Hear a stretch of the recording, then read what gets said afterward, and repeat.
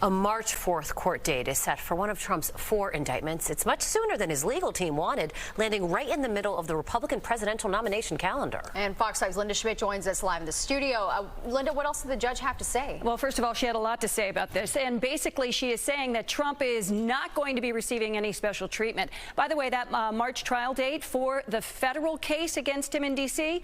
is a major setback for his legal team.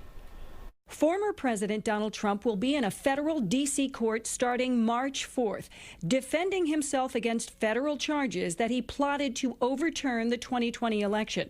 Special counsel Jack Schmidt had wanted the trial to begin in January. Trump's legal team tried to convince the judge to push the trial to 2026 until after the presidential race. The March 4th date is just one day before Super Tuesday in the 2024 election campaign. I can tell you that it's to tie him up.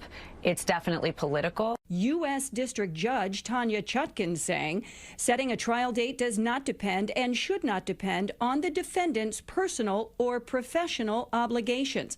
Trump is facing 4 criminal trials, and it appears as though some of them could be in conflict with one another. The D.C. case is scheduled to start March 4th.